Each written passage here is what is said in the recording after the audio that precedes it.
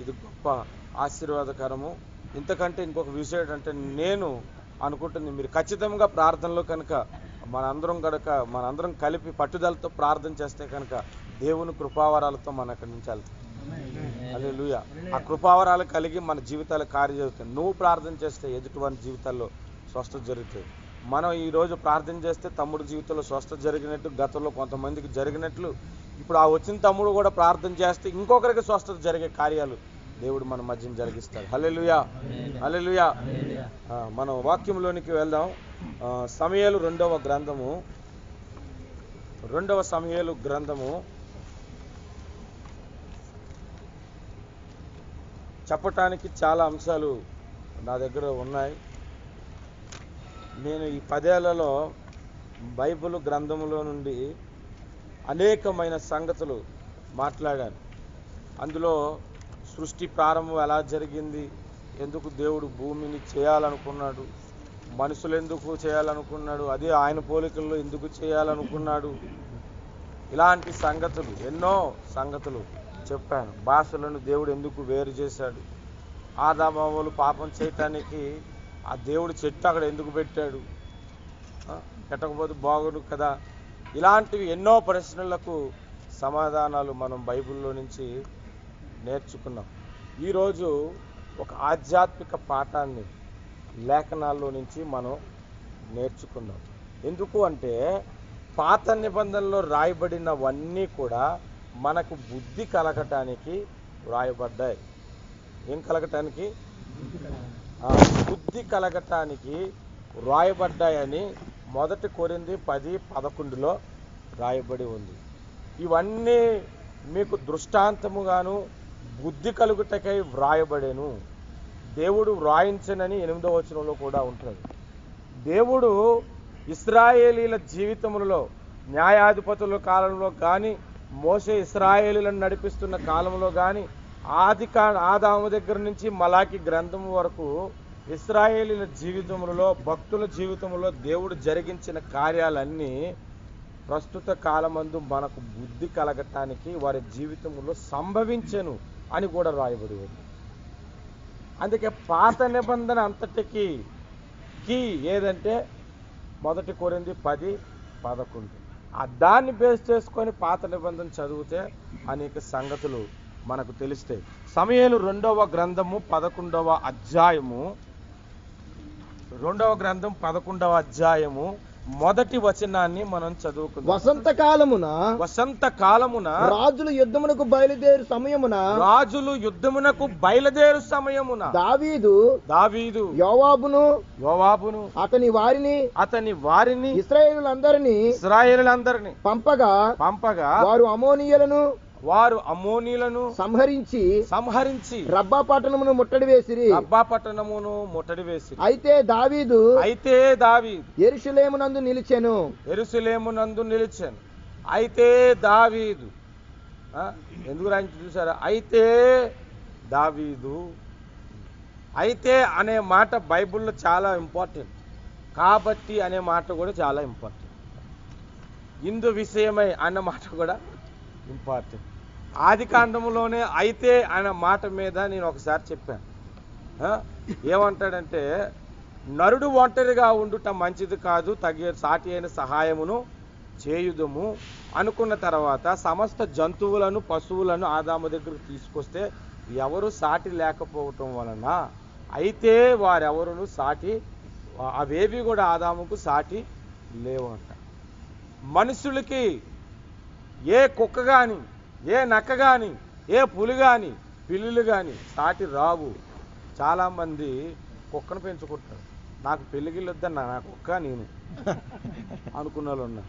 సింగపూర్లో చాలామంది పిల్లులు పెంచుకుంటారు. పిల్లి ఉదయం లేస్తే పిల్లి, ఇండియా వాడు పక్కన కూర్చుంటే ఆ నల్లగొన్నాడేటి అని బాధపడిపోతారు. కానీ ఎంతెంత కవర్లు పట్టుకొని ఆ పార్కులు అంటే తిరుగుతారు. అది ఎక్కడ వేస్తే అది పట్టడానికి. కొంతమంది అలా పెంచుకుంటారు. అవేవి మనిషికి సాటి కావు. మనిషే సాటి అని మనకి బైబిల్ గ్రంథంలో దేవుడు మనకి నేర్పిస్తున్నారు. అయితే ఇక్కడ మనం చూస్తే వసంత కాలమున రాజులు యుద్ధానికి వెళ్ళే సమయాన దావీదు వెళ్ళలేదు. చూడండి, ఇశ్రాయేలీలు యుద్ధానికి వెళ్ళాలనుకున్నప్పుడు ఏ కాలాన్ని పడితే ఆ కాలంలో గొడవలు ఆడిసిపోరాదు. సరే, యుద్ధం అన్ని సంధ్యం అయిపోయిన తర్వాత వసంతకాలం వస్తుంది కదా, అది యుద్ధాల కాలం. అప్పుడు మనం యుద్ధాలను సిద్ధపరి చేసుకుందామని ముందుగానే అన్నీ జరిగితే వసంతకాలంలో యుద్ధాలకు వెళ్తుంటారన్నమాట. అందుకే వసంతకాలమున రాజులు యుద్ధమునకు వెళ్ళు సమయమున అని అన్నాను. అది యుద్ధం అని అనగానే వెంటనే ఈరోజు కొట్టుకుని రేపు కొట్టించుకునే యుద్ధాలు కాదు. దానికి ముందు కొన్ని మాటలు జరిగితే ఒక కాలాన్ని పెట్టుకొని అప్పుడు యుద్ధాలు చేస్తారన్నమాట.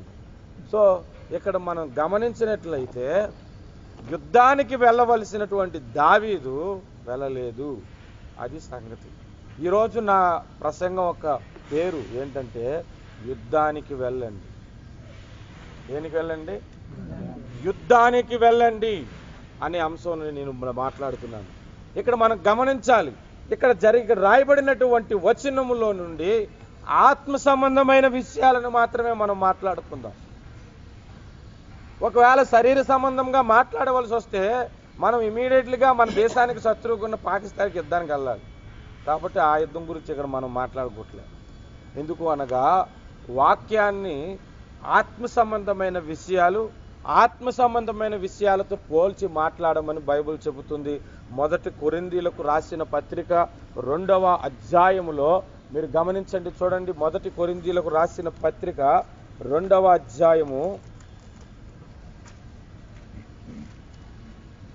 13వ వచనం.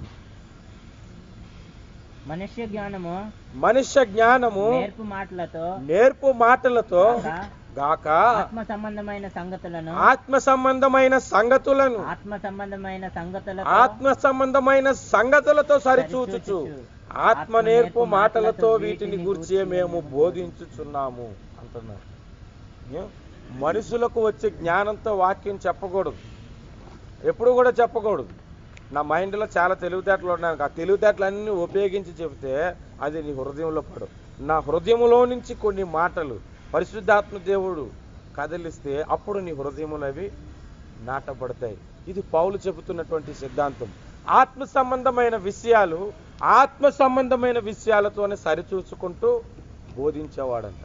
పాత నిబంధనలో ఏ అంశాన్నైనా పౌలు మాట్లాడితే దాని యొక్క ఇంటెన్సిటీ, దాని యొక్క అంతర్గతం, అదంతా దాని యొక్క ఆంతర్యం ఏంటో ఎరిగి వాక్యాన్ని చెప్పేవాడు. మీరు అదే కొరింథీ పత్రిక 1వ అధ్యాయం 18 చూడండి. సిలువను గూర్చిన వార్త నశించుచున్న వారికి వెరితనము గాని రక్షించబడుచున్న మనకు దేవుని శక్తి అంటూ ఇందు విషయమై అన్నాడు. ఇందు విషయమై జ్ఞానుల జ్ఞానమును నాశనమును చేతును, వివేకుల వివేకమును శూన్యపరుతునని రాయబడి ఉన్నది. పాత నిబంధనలో జ్ఞానుల జ్ఞానమును నాశనం చేస్తాను, శూన్యపరుస్తాను అని దేవుడు ఎందుకు రాయించాడంటే అది సువార్త గురించి అని పౌలు దాని ఒక అంతర్భావాన్ని బయటికి తీసుకొచ్చాడు. హల్లెలూయా. దాని ఒక ఆత్మ సంబంధమైన విషయాన్ని బయటకు చెబుతున్నారు. ఇంతేకాదు ఎఫెసీ పత్రిక 4:8 చూస్తే అక్కడ కొన్ని విషయాలు మనకు రాయబడి ఉంటుంది. ఆయన ఆరోహణమైనప్పుడు మనుషులకు ఈవులు అనుగ్రహించబడినని రాయబడి ఉన్నది అని అంటాడు. ఆ మాట ఎక్కడ రాయబడిందంటే 66వ కీర్తన 18వ వచనంలో రాయబడి ఉంది. అక్కడ విషయాన్ని మనం చదివితే అర్థం కాదు, కానీ పరిశుద్ధాత్మ ప్రేరేపణతో మనుషులకు ఈవులు అనుగ్రహించబడి ఉన్నదని రాయబడి ఉన్నది అని చెబుతున్నారు. పౌలే కాదు, పేతురు ప్రసంగం చేసినప్పుడు కూడా ఇదిగో ఆమోసు ప్రవక్త చెప్పినట్లుగా ఈ వర్షము, ఈ పరిశుద్ధాత్మ వర్షము అంచె దినాల్లో మనుషులందరి మీద కుమ్మరిస్తానని అని అన్నాడు. అదే పేతురు మరలా వాక్యం చెబుతున్నప్పుడు ఇదిగో నా శరీరమును కుళ్ళు పట్టదని దావీదు గురించి దావీదు చెప్పుకోలేదు. అది మన ప్రభువైన యేసుక్రీస్తు గురించే. ఆయన శరీరం కుళ్ళు పట్టిపోయింది, కానీ మన ప్రభువు శరీరం మృతుల్లోంచి సజీవుడిగా లేచాడని పాత నిబంధనలో 16వ కీర్తనలోని వచనాలను తీసి మాట్లాడుతున్నాను.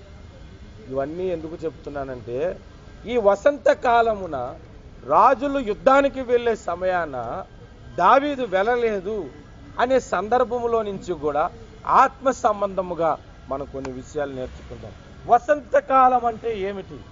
వసంత కాలము అనేది వాస్తవముగా చలికాలము నుండి ఎండాకాలానికి మధ్యలో ఉండేదాన్ని వసంతకాలం అని అంటాం. చలికాలం తర్వాత ఇంకా ఎండాకాలం వస్తుంది కదా, ఆ మధ్యకాలాన్ని వసంతకాలం అని అంటారు. ఆ టైంలో యుద్ధాలకు వెళ్ళేవారు రాజులు. అయితే ఇప్పుడు మనం ఆత్మీయంగా మాటలను చూడాలి. వసంతకాలము అనేది ఆత్మీయంగా కూడా ఒక మాట బైబిల్లో రాయబడి ఉంది.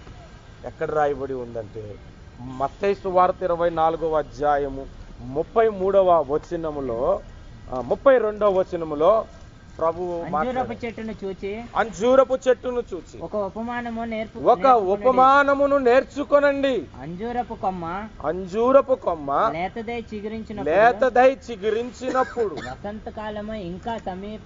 వసంతకాలం ఇంకా సమీపముగా ఉన్నదని మీకు తెలియను. ఈ అంజూరపు చెట్టు ఉందో చూసారు, అది వసంతకాలం రాక మునిపే, వసంతకాలం ఎంటర్ అవుతున్నప్పుడే చిగురించడం మొదలు పెడతారు. చూడగానే వసంతకాలం దగ్గరికి వచ్చిందని తెలిసిపోయేదన్నమాట. అలాగున్న దాన్ని చూసి ఒక ఉపమానం నేర్చుకోనండి అంటున్నాడు. ఏ ఉపమానమును? ఇవన్నీ జరిగినప్పుడు తర్వాత వచనము ఆయన రాకడ సమీపమని తెలుసుకోమని అన్నాడు.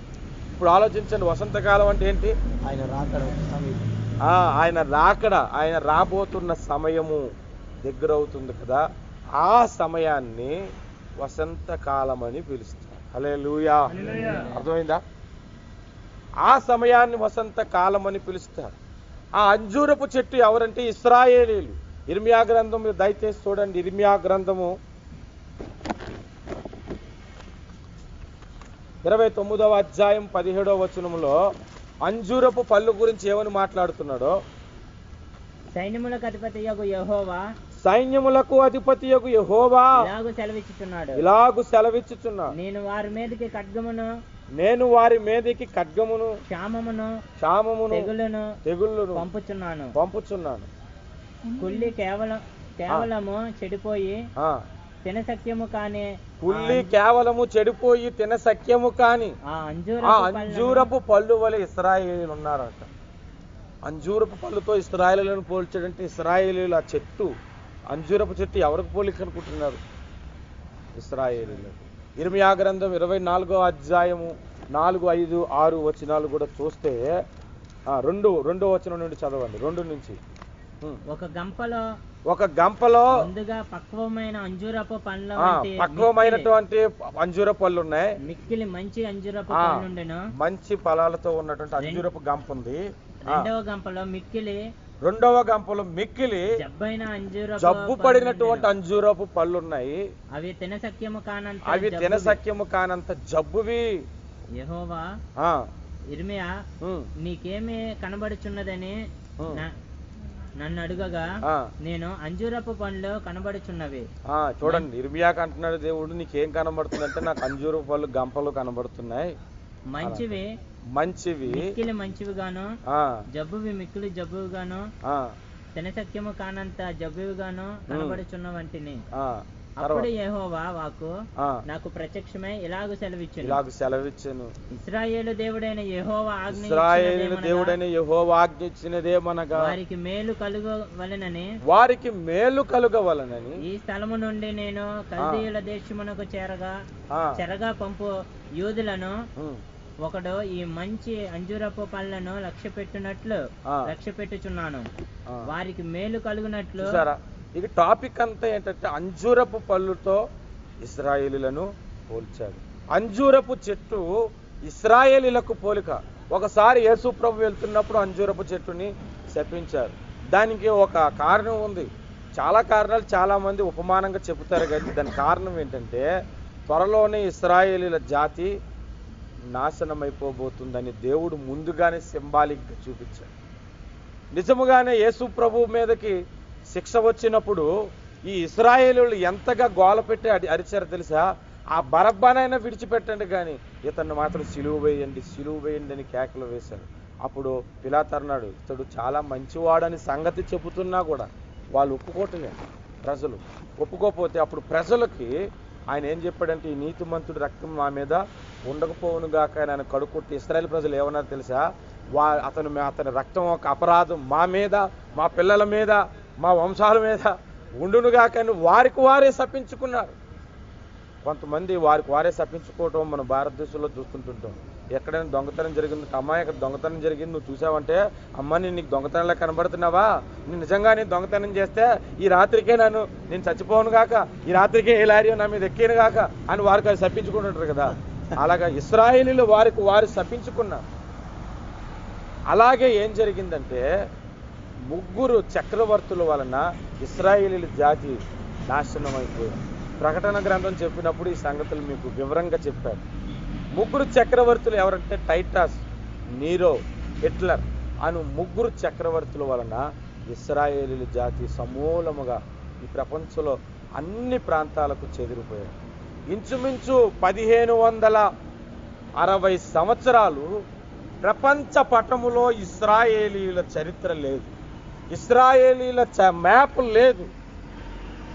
1948వ సంవత్సరం మే మాసంలో వాళ్ళకి స్వాతంత్రం తిరిగి వచ్చింది, ఒక దేశముగా వచ్చారు. అలా తిరిగి రావటమే చిగురించుట. ఇప్పుడు దేనికి సమీపంగా ఉన్నాం మనం చెప్పండి?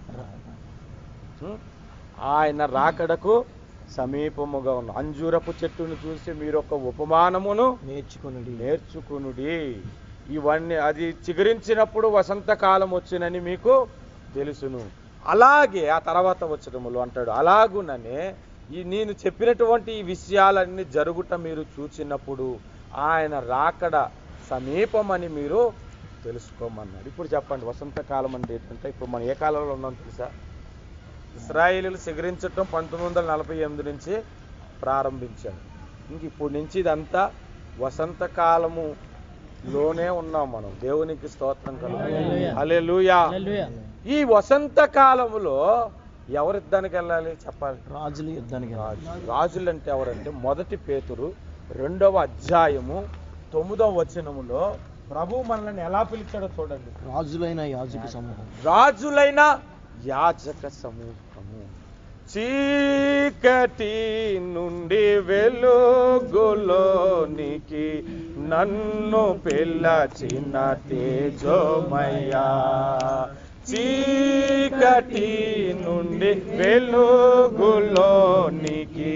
నన్ను పిలచిన తేజోమయ్యా, రాజవంశములో యాజకత్వము చేసేదను, రాజవంశములో యాజకత్వము చేసేదను,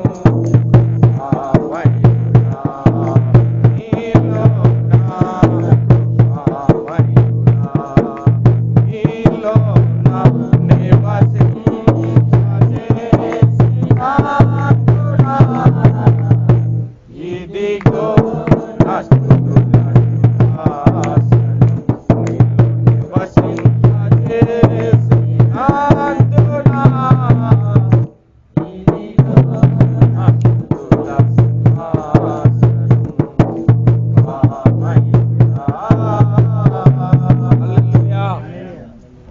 ఆలోచించండి.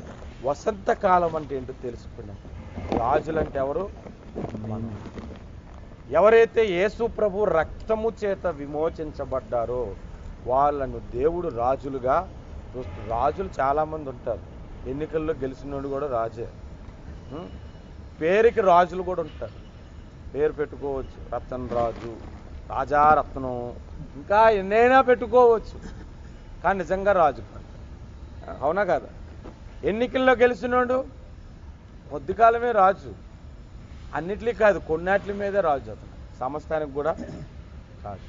కానీ మనం ఎలాంటి రాజులు అంటే ఇప్పుడు ఆత్మీయముగా రాజులము, 1000 ఏళ్ల పాలనలో మహిమా శరీరాలతో రాజులము, ఆ తర్వాత పరలోకములో రాజులము. దేవునికి స్తోత్రం కలుగు. మీరందరూ ఎవరు చెప్పండి? రాజు తన సైన్యాన్ని విస్తరింపాలనుకుంటాడా లేదా? రాజు సైన్యంలోనికి ఎవడైనా వచ్చాడు, రాజుకి ఎంత పొగరు, ఎంత పౌరుషం ఉంటుంది తెలుసా? ఎలా ఉంటుంది చెప్పండి? ఎలా ఉంటాడు రాజు అసలు? అతని సైన్యంలోనికి వచ్చి ఎవరినైనా ఒక వ్యక్తిని తీసుకెళ్ళిపోయినట్టు ఎలా ఉంటుంది చెప్పండి? ముంబైలో బాంబు పెట్టినప్పుడు ఒక ఇజ్రాయేలీడు ఉన్నాడంట. ఆ తాజ్ హోటల్లో యెరూషలేము నుంచి ఫోన్ చేసేసారు, ఆ ఒక్కడ ప్రాణం తీస్తే కనుక మన దేశాన్ని కూడా అసలు లెక్క చేయకుండా మా అంతటా మేము వచ్చి వాళ్ళు వేసేస్తాం అన్నారు టెర్రరిస్టులు. ఆ ఒక్కడి ప్రాణం కూడా తీయకుండా తీశారంటే కనుక అంత ఒక్కడున్నందుకు ఈ రాజ్యం ఇక్కడ ఎంతగా బాధపడుతుందంటే, ఎంతగా కలవరపడుతుందంటే ఆ ఒక్క వ్యక్తి కూడా. మరి మనము రాజులం కదా, మనం ఎలాగ ఆలోచించాలి? ఒక వ్యక్తి రాకపోతే అరే మనం మన రాజ్యంలో ఒక వ్యక్తి రావట్లేదే అని ఆలోచించాలా? మనం రాజులే మరి, చెప్పండి, ఆలోచించండి. ఆలోచించాలా లేదా? మన రాజ్యము విస్తరించాలి అని ఏ రాజు అయినా అనుకుంటాడా లేదా? రోజు రోజుకి మనుషులను పీడించుకుంటూ ఇండోనేషియా వాడి దగ్గర స్థలం ఇసుకొనుకుంటూ ఈ సింగపూర్ని పెంచుకుంటూ వెళ్ళిపోతున్నాడు, మరి మనమేం చేయాలి? నేను కూడా ఒక విషయం చెప్తున్నాను చూడండి. అంజూరపు చెట్టును చూసి ఉపమానం నేర్చుకుంటా అన్నాడు ప్రభువు. నేను మీకు ఒక విషయం చెప్తున్నాను, సింగపూర్ను చూసి మీరు ఉపమానం నేర్చుకోండి. రోజు రోజుకి వీళ్ళు ఎలా పెరుగుతూ ఉన్నారో మనము కూడా సంఘమును అలా పెంచుదాం. దేవునికి స్తోత్రం. హల్లెలూయా. మనము రాజులము. రాజు యుద్ధానికి వెళ్ళాలి, మూలను కూర్చోకూడదు. దావీదు ఘోరమైన పాపములో పడిపోవటానికి గల ప్రధాన కారణము ఏంటంటే యుద్ధానికి వెళ్ళకపోవటం. యుద్ధానికి వెళ్ళలేదు, ఏం ఊసిపోవట్లేదు. యుద్ధానికి వెళ్ళుంటే ఇంకా అది కొట్టాలి ఈయన కొట్టాలని బాగా బిజీ అయిపోయాడు. ఏం ఊసిపోక మేడెక్కాడు. మేడెక్కేసరికి బాగా ఖాళీగా ఉన్నోడికి రకరకాలుగా ఒళ్ళు కొవ్వెక్కిపోతుందంట. ఇంకా పైకి వెళ్ళిన తర్వాత స్నానం చేస్తున్న స్త్రీని చూశాడు, మోహించాడు, తీసుకొచ్చేశాడు. ఇంక తర్వాత ఒకదాని తర్వాత కాదు ఆమె భర్తనేమో యుద్ధానికి పంపించాడు. ఆయన అక్కడ పట్టుకొని ఒకడొకడు తలను పగలగొట్టేసి ఈ విషయాలన్నీ మా రాజుగారికి చెప్తాను, నన్ను మెచ్చుకుంటాడు అనుకుంటే అతని భార్యతో ఇతడు వ్యభిచారం చేస్తాడు. ఒక పక్క అతనేమో రాజ్యం కొరకు పోరాడుతుంటుంటే, ఒక విశ్వాసి రాజ్యము కొరకు పోరాడుతుంటుంటే, ఈ విశ్వాసులందరికీ కాపరిగా ఉన్నవాడు ఏం చేయాలి? అప్పుడు ఇంట్లో ఉండాలా? అతడు కూడా యుద్ధానికి రావాలి. మీరు వెళ్ళి సువార్త ప్రకటించండి, నేను ఇంట్లో తొంగుండేది అన్నట్లుంటుంది. కొంతమంది అంతే. ఒకసారి హోల్ నైట్ ప్రేయర్కి వెళ్ళాం ఇండియాలో, ఇక్కడ అది కూడా ఏసన్న గారు చెప్తే నేను తెలుసుకున్నాను అన్నమాట. ఆ హోల్ నైట్ ప్రేయర్కి నేను ఏసన్న గారి చర్చికి వెళ్ళాను. చెప్తే ఒక హోల్ నైట్ ప్రేయర్ బాగా జరుగుతుందంట. జరుగుతుంటుంటే పాస్టర్ గారు మోకాళ్ళ మీద ప్రార్థన చేసి చేసి చేసి చేసి చేసి చేసి పడుకుని పోయాడు. పడుకుని పోతే ఈ విశ్వాసులు ప్రార్థన చేస్తున్నారు, ఈయన పడుకుని పోయి పాస్టర్ గారునా అని ఇలా ఒక్కసారి లేచారట. లేవగానే ఒక విశ్వాసాన్ని పాస్టర్ గారు మీరే పడుకుని పోతే అందరూ పడుకుని పోతారు పాస్టర్ గారు అనేసి తట్టుకోలే. అంటే ఆ పాస్టర్ గారు ఆ విశ్వాసం అన్నాడంటే, ప్రార్థన చేసి చేసి అలా పడుకుంటే దేవుని ఊళ్ళో పడుకున్నట్టు ఉంటుందా, నీకేం తెలుసో అనుభవం అన్నాడు. అనగానే నెక్స్ట్ హోల్ నైట్ ప్రేయర్కి వచ్చినప్పుడు ఇంకా అందరూ కూడా దేవుని ఊళ్ళో పడుకోమన్నారు. చూడండి, ఇంకా అందరూ దేవుని ఊళ్ళో పడుకున్నారు. అడిగారు అనుకో ఇదే సమాధానం చెప్తారు. అప్పుడు ఈయనేం చెప్తారు? పాస్టర్ గారు మీరు చెప్పినట్టుగా అయితే దేవుని ఊళ్ళో పడుకున్నట్టుగా అవుతుంది. అది ఇలాగా కొంతమంది ఉంటారు. అందరూ ప్రార్థన చేస్తే ప్రార్థన చేయాలి. ఎలాగ ఇల్లు అదే చర్చ్ అదే కాబట్టి ఇక్కడ అందరూ ప్రార్థన చేస్తుంటే మధ్యలోకి వెళ్ళి ఒక అరగంట పడుకొని మరలా వచ్చి వెళ్తున్నా హల్లెలూయా హల్లెలూయా హల్లెలూయా హల్లెలూయా హల్లెలూయా అని అందరిని అంటే అదేం యుద్ధం నాకు తెలియకుండా అడుగుతాను. చెప్పండి. మనం యుద్ధం చేయాలి, విశ్వాసులు యుద్ధము చేయాలి, సంఘ కాపరి యుద్ధం చేయాలి, సంఘ నాయకులు యుద్ధం చేయాలి, సంఘం అంతా కూడా కలిసి కట్టుగా యుద్ధం చేయాలి. దేవునికి స్తోత్రం కలుగును. 2 విషయాలు చెప్పాను. 1 వసంతకాలం అంటే ఏంటో చెప్పాను. 2 రాజులంటే ఆత్మీయంగా మనమని చెప్పుకున్నాం. మనం చేయవలసిన యుద్ధము కూడా ఆత్మ సంబంధమైనదై ఉండాలి, శరీర సంబంధమైన యుద్ధం కాదు. ఒక వ్యక్తిని రక్షణలోనికి తీసుకురావాలి, ఎలాగైనా బాప్తిసం ఇవ్వాలంటే ఎంతమంది ఉన్నా ఒకరిని ఎత్తి పట్టుకొని తీసుకొచ్చి నీటిలో ముంచలేము మనం. చెప్పండి, చాలా ఈజీ. కాలోకుడు చెయ్యొకడు నోరొకడు ముట్టుకు తీసుకెళ్ళిపోయి పాస్టర్ గారు మీరు చెయ్యండి, ఏసు నామలని నీటిలో ముంచి ఇలా ఎగరేసి పోరా రక్షణ నీకు బాప్తిసం ఇచ్చేసాం అని అంటే అయిపోద్ది. అలాంటి యుద్ధము కాదు కదా మనం పోరాడుతుంది. పౌలు అంటున్నాడు, మనం పోరాడుతున్నది శరీరాలతో కాదు, విస్తృత సంబంధమైన ఆకాశ మండలమందు దురాత్మలతోనూ పోరాడుతున్నాం. ఇక్కడి నుంచి అది యుద్ధం, ఇక్కడి నుంచి పక్క దేశం మీదకి వెళ్ళే యుద్ధం కాదు మంది. పరలోక రాజ్యానికి మనం చేరకుండా ఈ భూమికి పరలోకానికి మధ్యలో ఆకాశ మండలం ఉంది. అక్కడ దురాత్మల సమూహము, వాడి స్థావరం అంతా అక్కడ ఉంది.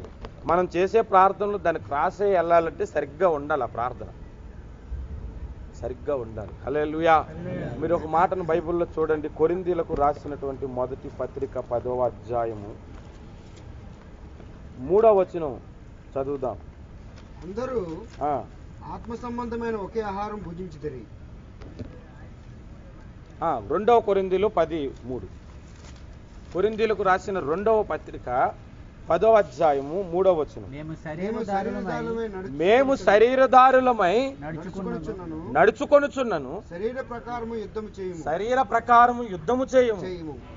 మా యుద్ధోపకరణములు చూడండి, మా యుద్ధోపకరములు శరీర సంబంధమైనవి కావు, దేవుని ఎదుట దుర్గములను పడద్రోయ జాలనంత బలము కలవై ఉన్నాయి. ఇక్కడ మీరు ఆలోచిస్తున్నారా? మేము శరీర ప్రకారంగా ఉంటున్న శరీర ప్రకారము యుద్ధము చేయము, మా యుద్ధము ఆత్మ సంబంధమైనది అంటున్నాడు.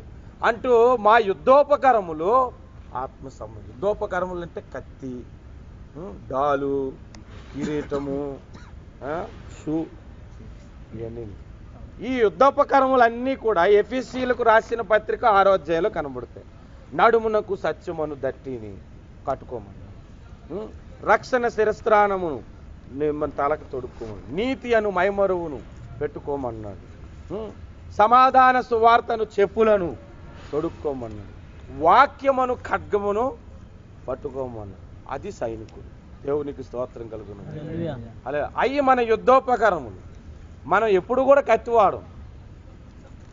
అది ఇవన్నీ చెబుతూ ఇంకొక మాట ఏమన్నాడంటే పౌలు, ప్రతి సమయమందు ప్రతి విధమైన స్థలములందు ఆత్మ సంబంధం, ఆత్మ వలన ప్రతి విధమైన ప్రార్థనలను యాచనలను మనము చేద్దామని.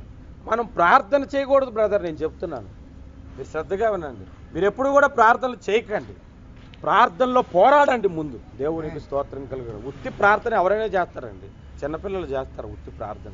మోకాలేసి ప్రభా స్తోత్రం స్తోత్రం స్తోత్రం స్తోత్రం స్తోత్రం స్తోత్రం స్తోత్రం స్తోత్రం అనేసిన తర్వాత నాకు ఇచ్చేసి నేను డ్యూటీకి వెళ్తున్నా, 2 దూతలు ఇటు కాపలు పెట్టేసి అన్నీ అందరూ చేస్తారు. కానీ ప్రార్థనలో పోరాడే అనుభవం కావాలి. ఒక వ్యక్తి ఉన్నాడు, ఒక రాత్రి అంతా పోరాడు. ప్రార్థన అందరూ చేస్తారు, ప్రార్థనలో పోరాటం మనకు కావాలి. అది దేవుడు కోరుకుంటున్నాడు. ప్రార్థనలో పోరాడాలి. ఒక వ్యక్తి రక్షణలోనికి రావాలి అంటే సువార్త పక్షముగా మనము పోరాడాలి. ఫిలిప్పీలకు రాసిన పత్రిక 1వ అధ్యాయము చూడండి దయచేసి. ఫిలిప్పీలకు రాసిన పత్రిక 1వ అధ్యాయము 27వ వచనములో, నేను వచ్చి మిమ్మల్ని చూచినను రాకపోయినను మీరు ఏ విషయములోనూ ఎదిరించిన వారికి బెదరక అందరూ ఒక్క భావముతో సువార్త విశ్వాస పక్షమున పోరాడుచు ఎదిరించిన వారికి బెదరక. నేను ఇంతకు ముందు చెప్పాను, సువార్త ఎందుకు చెప్పలేదంటే భయం.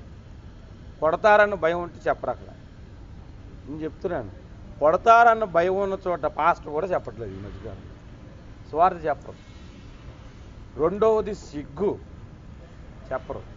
మూడవది యోనాలంటే వాళ్ళు కొంతమంది ఉంటారు, చెబుతాడు రక్షించబడిపోతారని. యోనా అందుకే వెళ్ళలేదు తెలుసా మీకు? యోనా నినేవే పట్టణానికి వెళ్ళి సువార్త ప్రకటించంటే ఇంకెళ్ళడానికి ఇష్టం లేదు. ఈయన యాక్చువల్లీ ప్రవక్త, దేవుడు చెప్పింది చేయాలన్న జ్ఞానం కూడా ఉంది, ఈయనకి ఇష్టం లేదు వెళ్ళటం. అందుకే దేవుని సన్నిధిలోంచి పారిపోయాడు. ఇంకా అక్కడ ఉంటే చెప్పు అని అంటాడు. ఆయన బోధ అదే కదా, ఇక్కడికి వస్తే అంతే చెప్పుకుంటాను నేను కూడా. చెప్పు అంటుంటాడు ఆయన. ఇంకా పారిపోతే దేవుడు అనుకున్నాడు, ఓహో నీకు ఇలాగుందని చెప్పి ఎక్కడికి వెళ్ళినా ఆయన ఉంటాడని సంగతి ఆయనకు తెలియదు. దావీదు కంటే మంచి అనుభవం. నేను అగాధ స్థలంలోనికి వెళ్ళినా అక్కడ ఉన్నావు, ఆకాశంలోకి ఎక్కదని అనుకుంటున్నా అక్కడ ఉన్నావు, ఇంకెక్కడికి వెళ్తాను, అందుకే నీ దగ్గరే ఉంటాను అనుకున్నాడు ఆయన. ఈయనకి ఇంకా సంగతి తెలియలేదు.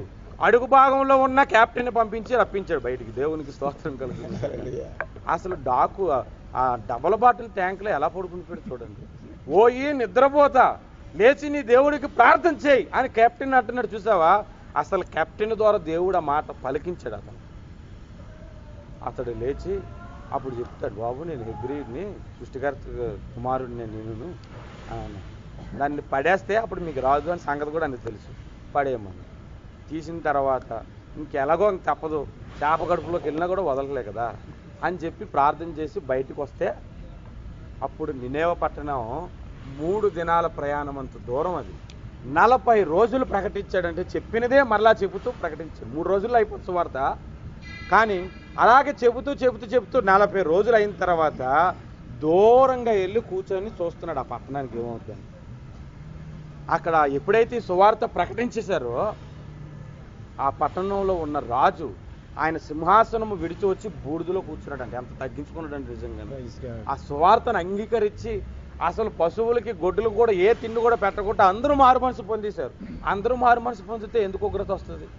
10 మంది ఉంటే చాలు నేను ఉగ్రత పంపించినని అబ్రహాముకు చెప్పిన దేవుడు అందరూ మారు మనసు పొందితే ఉగ్రత ఎందుకు వస్తుంది? అక్కడ కూర్చొని చూస్తున్నాడు. తర్వాత దేవుడి మీద ఒక మాలిగాడు అనమాట.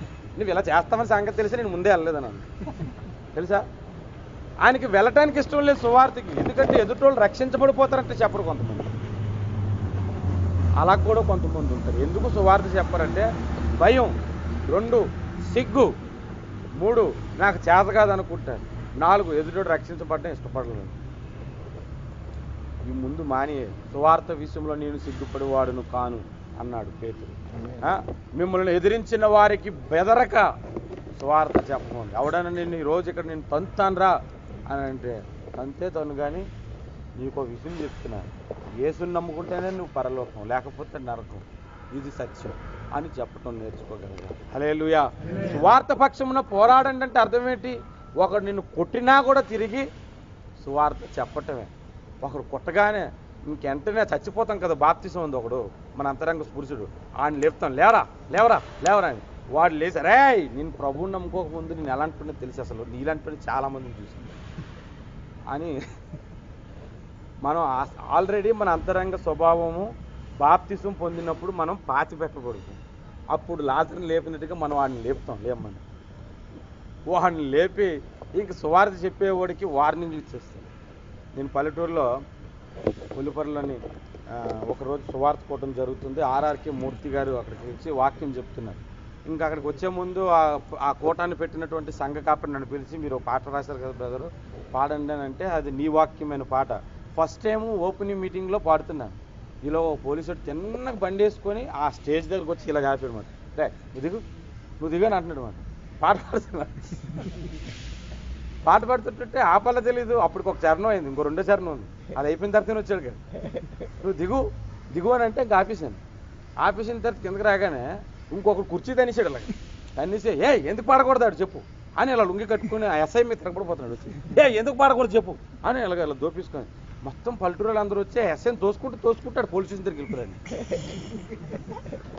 మరి వీళ్ళు సువార్త ప్రకటించడం ఎందుకని చెప్పి ఎస్ఐకి సువార్త చెప్పాలా? పల్లెటూరులో పోలీసులు పల్లెటూరులో ఉన్న వాళ్ళందరికీ భయపడతారు, సిటీలోనే వాళ్ళు పోజులు, అక్కడైతే ఊరంతా ఏకమైపోయింది అంతే అని ఆయన పోలీస్ స్టేషన్లోకి వెళ్ళిపోయి మా ఊరు మా ఇష్టం నువ్వు వచ్చి పెట్టుకున్నావు, లేదంటే పోలీస్ స్టేషనే తీసిమన్నాడు. పల్లెటూరులో అలాగే ఉంటారు. మనం సువార్త కొరకు పోరాడాలి. అది అసలు సువార్త చెప్పట్లేదు మనం తెలుసా. సిగ్గుపడాలి, ఈ విషయంలో సిగ్గుపడాలి. కనీసం ఒక్క మాట ఎదుటి వ్యక్తికి చెప్పాలి, ఏదో విధంగా చెప్పాలి. నాకు ఒక ఫ్రెండ్ ఉండేవాడు ప్రసాద్ అని, తమ్ముడా ఊరు అనుకుంటారు, పొట్టు ప్రసాద్. అతను ఒకసారి నేను ఎమ్మటిలో వస్తేప్పుడు నాకు ఒక మాట చెప్పాడు. సువార్త చెప్పాలి అని అనుకున్నప్పుడు మా రూమ్లో ఒకటి ఉన్నాడురా, చెప్పలేకపోతున్నాము, అందుకనే ఆడు నాతో పాటు పక్క బాత్రూంలో పాట పాడుతున్నప్పుడంట, నాతో పాటు స్నానం చేస్తున్నప్పుడంట ఈ పక్క బాత్రూంలో దూరి ఇతను పాట పాడడం మొదలుపెట్టాడంట. యేసెవరో నీకు తెలుసా, నిన్ను సృష్టించిన సృష్టికర్త అని పాట పాడుతూ స్నానం చేస్తుంది. మరి సువార్త వెళ్తుందా లేదా? ఏదో ఒక విధముగా మనము చెప్పాలంటే సువార్త ప్రకటించడానికి కన్నింగ్ ఉపయోగించాలి. కన్నింగ్ను ఉపయోగించమని దేవుడే చెప్పాడు. శిష్యులందరినీ సువార్తకు పంపించాడు యేసు ప్రభు. పంపిస్తూ ఏమని చెప్పాడు చెప్పండి? మీరు పాము వలె వివేకమును పావురము వలె నిష్కలంకముగాను ఉండమని ఎప్పుడు చెప్పాడు? సువార్తకు పంపించినప్పుడు. అందుకని సువార్త ప్రకటించడానికి వెళ్ళినప్పుడు సైతాన్ని కూడా తెలివితేటలే ఉపయోగించి చెప్పండి. దేవునికి స్తోత్రం కలుగుతుంది. అర్థమైందా? సువార్త పక్షముగా మనం పోరాడాలి. హల్లెలూయా. మన ఇంట్లోని కూర్చొని మేడెక్కకూడదు. ఏమక్కూడదు చెప్పండి? ఇంట్లో కూర్చొని మేడెక్కకూడదు. హల్లెలూయా, హల్లెలూయా. పోరాటం చేయవలసిన వాటిలో 3 ప్రాముఖ్యమైన విషయాలు ఉన్నాయి. ఒకటి, సువార్త పక్షముగా పోరాడాలి. రెండవది, మన విశ్వాసమును కాపాడుకుంటూ పోరాడాలి. అందరికీ సువార్త చెప్పి నేను భ్రష్టుడిని అయిపోతానేమో అని పౌలు భయపడ్డాడు. ఎందుకంటే జాగ్రత్తగా చూసుకోవాలి. ముందు మనకు మనం కూడా చూసుకోవాలి. యేసు ప్రభువు ముగ్గురిని ఖచ్చితంగా ప్రేమించమని చెప్పాడు. చెప్పండి. నిన్ను వలే నీ పొరుగు వారిని ప్రేమించమన్నాడు. దానికి ముందు ఇంకొక ఆజ్ఞ ఉంది. నీ దేవుడైన యెహోవాను పూర్ణ మనసుతో, పూర్ణ బలముతో, శక్తితో ప్రేమించవలను. మొట్టమొదటి. రెండోది, నీ పొరుగు వాడిని ఎలాగా? నిన్ను వలే, అంటే నీకు నువ్వు కూడా ప్రేమించుకోవాలి అని అర్థం. హల్లెలూయా. నీకు నువ్వు కూడా ప్రేమించుకోవాలి. నీ విశ్వాసాన్ని నువ్వు కాపాడుకోవాలి. నీ రక్షణ గురించి నువ్వు ఆలోచించాలి. తర్వాత ఎదుటి వ్యక్తికి సువార్త చెప్పటం కూడా నేర్చుకోవాలి. హల్లెలూయా. ఇది విశ్వాసాన్ని కాపాడుకునే పోరాటం. రెండవ పోరాటము సువార్త పక్షముగా పోరాటం. సంఘము కొరకు కూడా పోరాడమని పౌలు చెబుతున్నాడు. దయచేసి మీరు పత్రికల్లో నుంచి ఒక మాట చదువుదాం. కొలస్సీలకు రాసిన పత్రిక 4వ అధ్యాయము 12-18 వచనం చూడండి.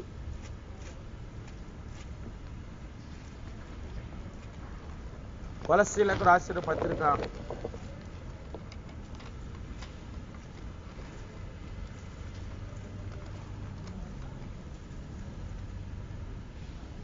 పౌలను నేను స్వహస్తాలతో 4:12 మీలో ఒకడు క్రీస్తు దాసుడునైనా ఎఫ్రా మీకు వందనములు చెప్పుచున్నాడు. ప్రతి విషయంలో దేవుని చిత్తమును గూర్చి సంపూర్ణ ఆత్మ నిశ్చయత గలవారునే నిలకడగా ఉండవలనని ఇతడు ఎల్లప్పుడూ మీ కొరకు ప్రార్థనలతో పోరాడుతున్నాడు. చూడండి, ప్రార్థన చేస్తున్నాడు కాదు, ప్రార్థనలో పోరాడుతున్నాడు. అతని గురించా? మీరు ఎల్లప్పుడూ ఏమన్నాడు? మీరు ఎల్లప్పుడూ మీ కొరకు ప్రార్థన చేస్తున్నాడంట. ఇతరుల కొరకు ఆయన ప్రార్థన చేస్తున్నాడు. ఒక సంఘము కొరకు ఆయన ఎల్లప్పుడూ పోరాడుతున్నాడంట. ఇక మనం వెళ్తున్న సంఘము కొరకే మనం పోరాడట్లేదు.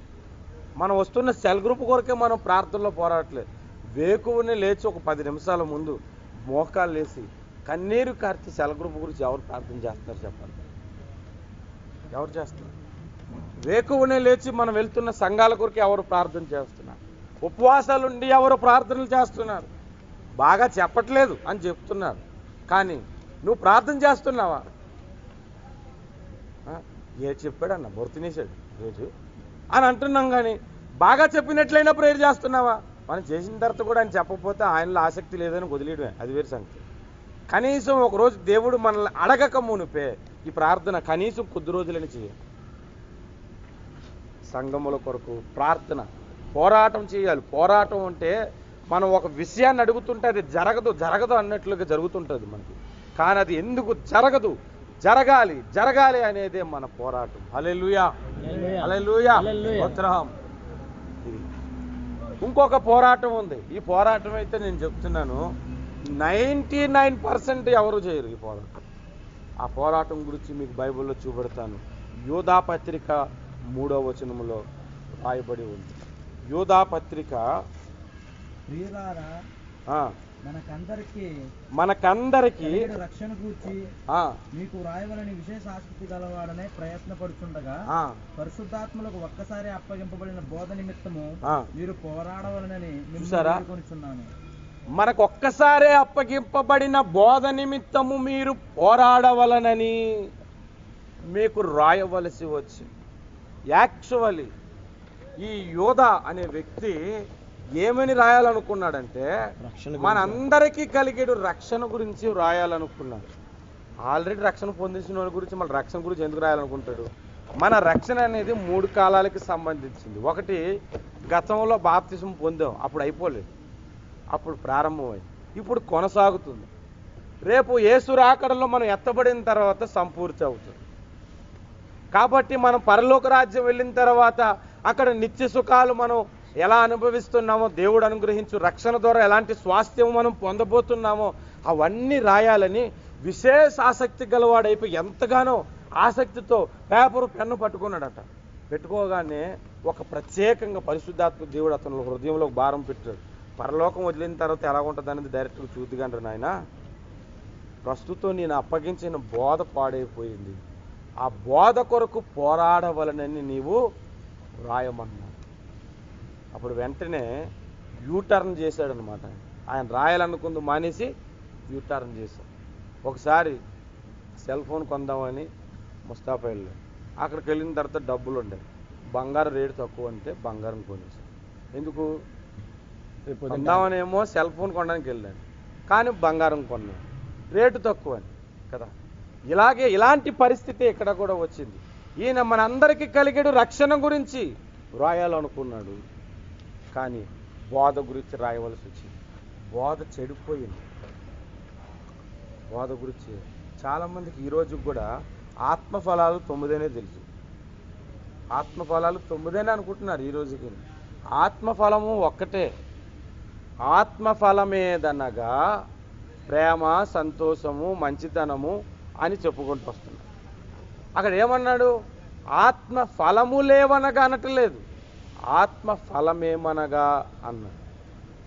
అంటే ఒకటే ఫలము, అందులో ఉన్న విటమిన్స్ 9. ఆ ఒక్క ఫలమే మనం ఫలించాలి. అది దేవుడు మనకు చెప్తుంది. ఈరోజు కూడా ఆత్మ ఫలాలనే చెప్తారు అందరూ. ఎందుకని నువ్వు ఏ ఫలం ఫలిస్తున్నావు అని అంటే, ఏ ఫలం ఫలించవలసిందే ఒక ఫలం. ఈ రోజుకి కూడా చాలామందికి తెలియంది ఏంటి తెలుసా? యేసుప్రభు సిలువలో 7 మాటలే మాట్లాడారని చెప్తారు. నేను చెప్తున్నాను 8 మాటలు బైబిల్లో. కళ్ళు తెరిచి మరి చూపిస్తాను. యోహాను సువార్త 21వ అధ్యాయములో రాయబడి ఉంది. మనందరికీ తెలుసు యేసుప్రభు మాటలు అన్నిని. అందులో ఒక్క మాట గురించి మీకు చెబుతాను. 27వ వచనం చూడండి. 26 యేసు తన తల్లియు తాను ప్రేమించిన శిష్యుడును దగ్గర నిలుచుండుట చూచి, అమ్మా ఇదిగో నీ కుమారుడు అని తన తల్లితో చెప్పాను కదా. అమ్మా ఇదిగో నీ కుమారుడు అని తన తల్లితో చెప్పాను. తర్వాత ఏముంది? తరువాత అనుందా? తరువాత అంటే కొద్ది టైం గడిచిందనే లేదా? అవునా కదా? తర్వాత శిష్యుని చూసి ఇదిగో నీ తల్లి అని చెప్పాడు. పోనీ వెంటనే చెప్పాడు అనుకుందాం. ఆయన సిలువలో ఇలా వేలాడుతున్నాడు, తల్లి శిష్యుడు ఉన్నాడు. తల్లిని చూసి శిష్యుడిని చూసి ఇదిగో నీ తల్లి అని అన్నాడు. తర్వాత తలకాయ ఇటు తిప్పి ఇదిగో నీ కుమారుడు అన్నాడు. ఆమెకు ఒక మాట, ఆయనకు ఒక మాట చెప్పాడు. ఈ రెండు కలిపి ఒక మాట ఎవరు చేయమన్నాడు? మీరు చెప్పండి. ఈ రెండు కలిపి ఒక్క మాట ఎవరు చేయమన్నారు? అది యాక్చువల్లీ 2 మాటలు.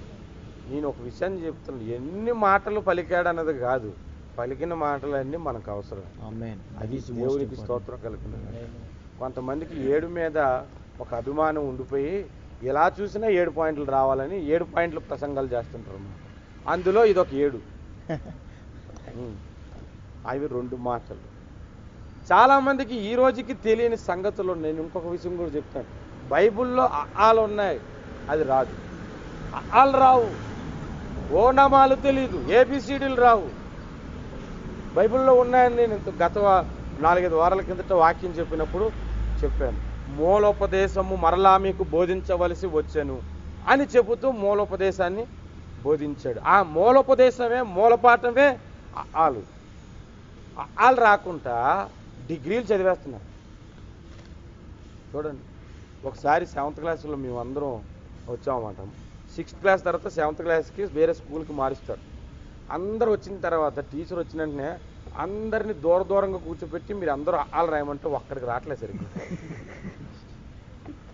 ఎవరికి రావట్లేదు. ఎందుకంటే ముందు చదివేసాం, తెలుసు అక్షరాలన్నీ, కానీ క్రమంగా రాయటం రావట్లేదు. ఇలా రాసిన తర్వాత ఒకరు చూపుట్టుకుని రాయేదిరా అని అంటే అలాగా చాలామంది పెద్ద పెద్ద సేవకులు చేస్తారు, కానీ ఇంకా ఆలు రావు. బైబిల్లో నేర్చుకోవలసిన 6 అక్షరాలు ఉన్నాయి ఇంపార్టెంట్గా, ఆత్మ సంబంధమైన అక్షరాలు. ఆ 6 కూడా రావు. మీరందరూ చదువుకోండి. హెబ్రీయులకు రాసిన పత్రిక 6వ అధ్యాయంలో ఉంటుంది, ఇంటికి వెళ్ళాక చదువుకోండి, అక్కడే ఉన్నాయి అలాంటి చాలా సంగతులు బైబిల్లోని తెలియదు. ఈ రోజుకి కూడా నేను యేసు ప్రభు గురించి, రెండో రాకడ గురించి ఇంచుమించు 8 నెలలు ప్రకటన గ్రంథం మీద వాక్యానం చెప్పాను.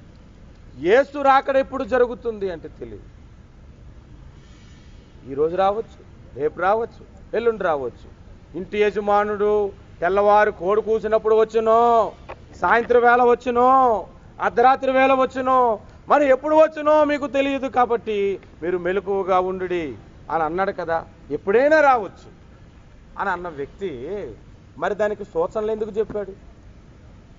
ఒక పర్టికులర్ టైం దేవునికి ఉంది, ఆ టైంలో వస్తాడు అని వాక్యాన్ని చూపించి చెప్పాను. 7 ఏళ్ల మహాశ్రమల కాలంలో మధ్యలోనే యేసు రాకడ జరుగుతుంది. దీని గురించి ఎంతమందిని తీసుకొచ్చినా నేను చెప్తున్నాను, పోరాడతాను. దేవునికి స్తోత్రం కలుగుతుంది. వాక్యాన్ని ఎత్తి చూపెడతాను. నిజంగా చెప్తున్నాను, ఈ విషయంలో నాతో గెలవలేరు కూడా. అంత అనుభవంతో నేను చెప్తున్నాను. యేసయ్య రాకడ శ్రమల కాలం మధ్యలోనే జరుగుతుంది. ఎంత ఎదురు చూసినా ఇప్పుడు జరగదు. కాకపోతే నీ రాకడ, యేసు రాకడ కాకుండా నీ పోకడ ఎప్పుడో నీకు తెలియదు, కాబట్టి జాగ్రత్త కలిగి ఉండాలి. హల్లెలూయా. కొంతమంది అన్నారు దొంగలాగా వస్తాడండి ప్రభు అని. దొంగలాగా రానని ఆయన చెప్పాడు, 2 చోట్ల చెప్పాడు, నేను దొంగలాగా రాను అని. మీరు జాగరూకుడుపై ఉండని ఎడల దొంగ వలె వచ్చేదను అన్నాడు. అంటే జాగ్రత్త కలిగి ఉంటే దొంగలా రాననే కదా అర్థం. మీరు చీకటిలో ఉన్నవారు కాదు కాబట్టి నేను దొంగ వలె రాను అని అన్నాడు. చీకటిలో ఉన్నోడికి దొంగలాగా వస్తాడు. అన్ని జనులకు తెలియదు, వాళ్ళకి దొంగలాగే ఉంటుంది రాకడ. ప్రభువు నమ్ముకున్నాడు, వాక్య జ్ఞానం కలిగిన వాడికి యేసు రాకడ ఎప్పుడనేది అవగాహన ఉంటుంది. కాబట్టి శిష్యులు అడిగినప్పుడు టకమని ఏమేమి సంభవిస్తున్నాయో ప్రభువు సెలవిచ్చాడు. వాక్యము నిమిత్తము మనం పోరాడాలి. మనం ఎక్కడ చేస్తాం? నేను అందుకే చెప్పాను, 99% వాక్యము నిమిత్తం పోరాడట్లేదు. దేవుడు యొక్క మహాకృపను బట్టి ఈ సింగపూర్ దేశంలోనే తువాసులోని ఇలాగ ఒక 20 మంది కూర్చున్నారు. నేను, నాతో పాటు రతన్ రాజు, తర్వాత ఎన్ ప్రసాద్, ముగ్గురం కూర్చున్నాం. జన్మ పాపము లేదు అని చెప్పే వాళ్ళతో కూర్చొని శుభ్రంగా వాయించి పంపించారు. క్యాసెట్ కూడా రికార్డ్ చేశారు. మాట అది క్యాసెట్ పట్టుకొని లాగేసాడు ఒకడు, రికార్డ్ చేయకూడదండి. అంత చక్కగా చెప్పాను. మళ్ళీ నా వైపు తిరగరు. అకేషన్లో వాక్యం చెప్పాను, మీ అందరికీ తెలుసు. ఇక్కడ కూడా చెప్పాను, బాబు దేవదూతలకు కూడా శరీరాలు ఉన్నాయి, అవి కనబడాలనుకుంటే కనబడతాయి, కనబడకూడదు అనుకుంటే కనబడరు. అలా కనిపించే మానవులతో వ్యభిచారం చేసి నెఫీలు అనే జాతి ఒకటి వచ్చిందని చెప్పాను. దాని మీద పెద్ద టాపిక్ మాట్లాడుకున్నారంట కెప్పలసిప్పేట్లే నా గురించి. మాట్లాడుకొని ఫోన్లు చేసి నువ్వు దమ్ముంటేరా అంటే వాళ్ళందరినీ తీసుకొచ్చి ఇక్కడ భూముల దగ్గర బ్లాక్ కింద కూర్చోబెట్టి మాట్లాడు. మనం వాక్యము నిమిత్తము పోరాడాలి. హల్లెలూయా. ఒక వ్యక్తి నా దగ్గరకు వచ్చి అన్నాడు, నువ్వు పాత నిబంధనలు చెప్తున్నావు అంటే అసలు పాత నిబంధన కొట్టువేయబడింది తెలుసా? మీకు తెలుసా? బైబిల్లో ఉంది పాత నిబంధన కొట్టువేయబడింది. చూడండి ఆ మాట, కొరింథీయులకు రాసిన పత్రిక 3వ అధ్యాయం 6వ వచనం అనుకుంటా.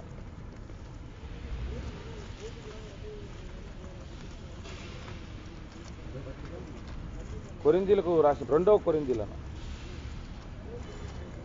ఆయనే మమ్మల్ని క్రొత్త నిబంధనకు అనగా అక్షరములకు కాదు గాని 3వ అధ్యాయము చెప్తాను చూడు, వచనం 14వ వచనం.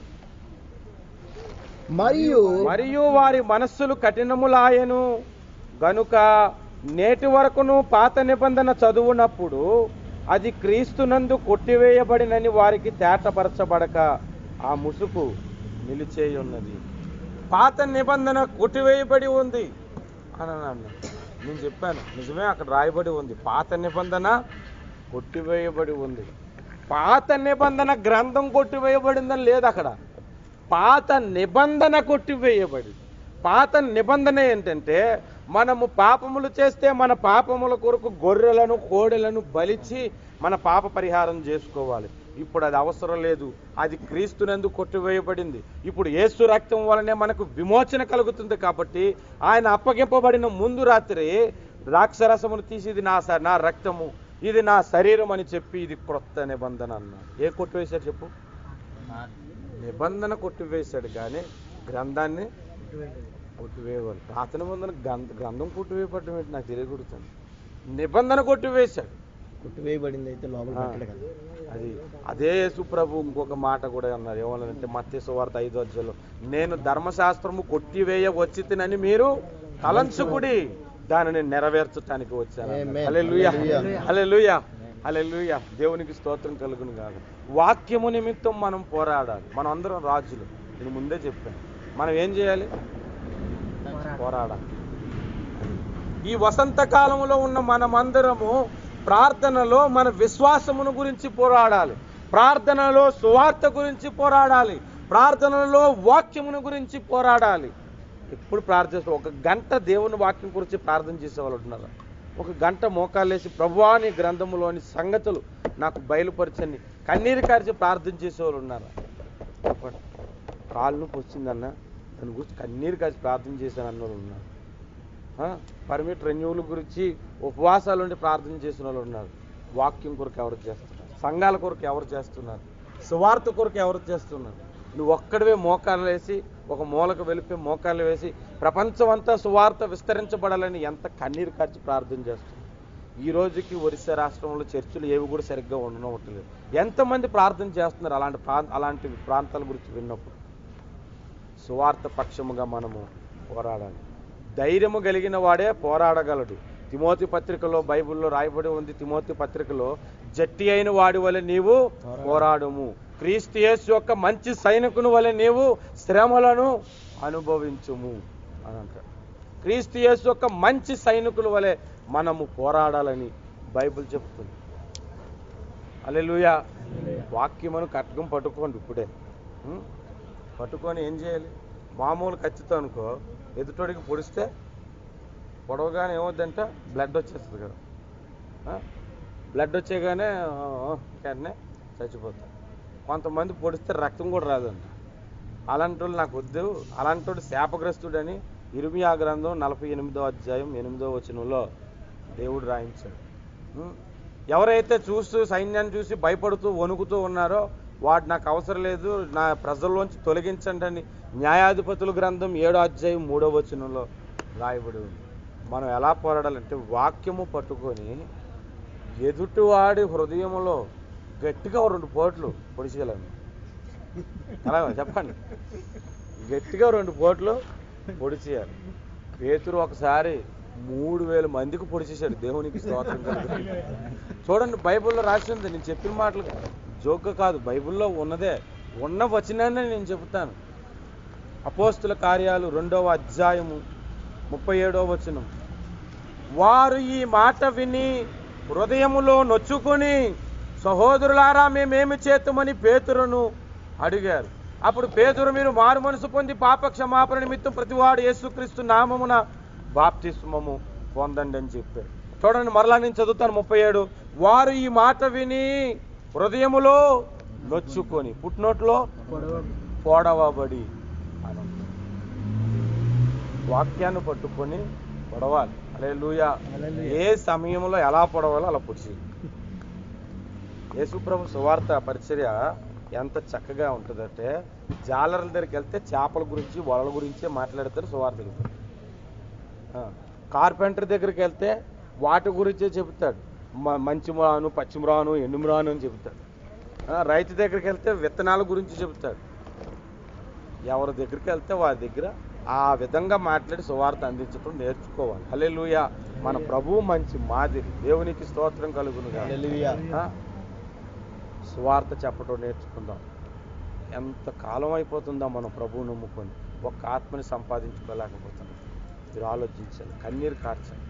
కన్నీరు కార్చి ప్రార్థన చేసి ఒక్కడు కూడా రక్షణలో రాకపోతే మనం చనిపోయి పరలోకానికి వెళ్ళేటప్పుడు తీర్పు జరుగుతుంది కదా.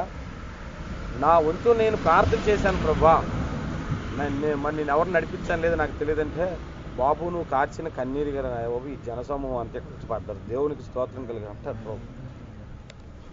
కాబట్టి కన్నీరు కార్చి విత్తువాడు సంతోష గానముతో పంటలను కోసుకొని వెళ్తాడు. హల్లెలూయా, హల్లెలూయా. ఆ మాటను మీరు గుర్తుపెట్టుకొని అందరూ మోకాలు వేద్దాం, ప్రార్థన చేద్దాం. సువార్త పక్షంగా మనం పోరాడదాం. ఈ శనివారం మనం జరిగే ప్రార్థనలో ఎక్కువ సమయం పాటలు ఆరాధన ఉంటుంది. వాక్యము కొన్ని మాటలే చెబుతాను, తర్వాత ప్రార్థనలు ఉంటుంది, తర్వాత కొద్ది వాక్యం చెప్తాను. ఫస్ట్ సెక్షన్ అయిపోగానే 10 గంటలకి ఇలాగే టైం అయిపోద్ది, బండి వస్తుంది, వెళ్ళిపోవాలనుకున్న వాళ్ళు వెళ్ళిపోవచ్చు. ఎవ్వరూ వెళ్ళకుంటూ ఉండిపోతే మరీ మంచిది. అందరూ కూడా మోకాళ్ళు వేద్దాం, ప్రభువుని అడుగుతాం, ప్రార్థనలో పోరాడుతాం, మనకు నేర్పించమని ప్రభువుని అడుగుదాం. దావీదు వేలకు దేవుడు పోరాటం నేర్పించాడు. నేను అనుకుంటాను, దావీదు వేలకు దేవుడు పోరాటం నేర్పించాడు. ఆయన కత్తి పట్టుకుంటే 2 వేలతో కూడా పట్టుకొని యుద్ధం చేసిన రోజులు ఉన్నాయేమో నాకు అనుమానం.